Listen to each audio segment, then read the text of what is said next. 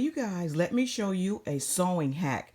Normally I'm trying to make this mask, so I'm sewing these two pieces of elastic together.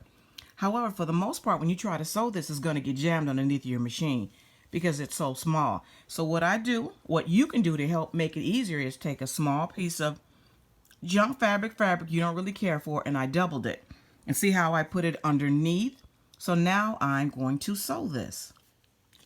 Okay, so now it's going to be much easier to sew. So go ahead and sew, and then reverse, go back over the stitch. Now keep going front and backwards, reverse. That's going to reinforce the stitch. Now when you're done, you're going to remove it and you're going to cut off the excess fabric. I'll show you in a moment. Okay, now I'm done sewing. If you can see, the stitches are concentrated, which means I went forward and backwards to really superinforce the stitch. So I'm done sewing this elastic. Now I've cut off the excess fabric on the front and see the back. So that's what's left. That little piece of fabric that you put there is going to allow you to sew. Because for the most part, if you just try to put two pieces of elastic together, this is 1/4 of an inch elastic width.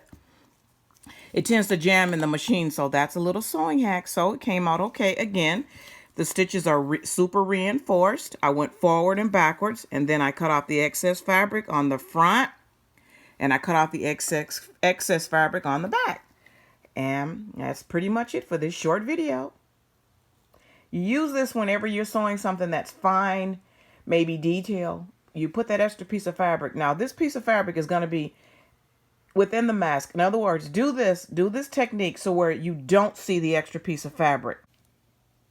Okay, now I'm done putting the elastic on this side of the mask. So that little knot with that extra piece of fabric, I put it to the middle. It's right about there on the inside, so you can't see it.